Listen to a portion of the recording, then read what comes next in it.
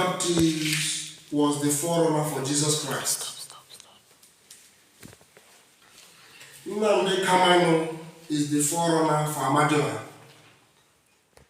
He was the man with the message preparing the ground for my coming.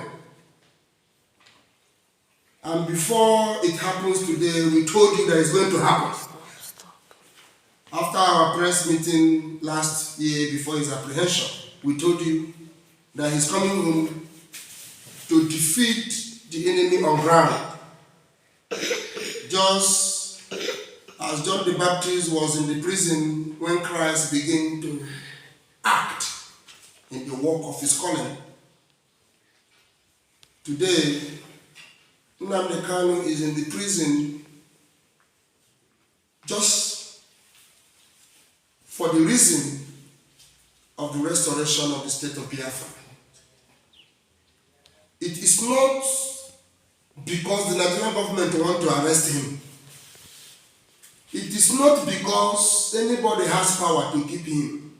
It is because what has been written has been written. He will be freed with Biafra. It is a firm, a fact, and unshakable truth. But the clause I want to add there is, when we made consultation with the ancestors, they affirmed that they sent Nnamdi Kanu and that he has fulfilled his work for me to come on board and finish it. Whatsoever thing we see after that, we should take it as the will of God. That was what the ancestors said. And when one has finished his work, I don't think there's any reason for him to live on earth. Because Christ says, I have finished the work. I have drunk out of that bitter cup which the Father has given me. And I have glorified the Father in taking upon me the sins of the world. Nnamdi Kanu have glorified the nation of Biafra in taking upon him the sins and the ordeal of Biafra.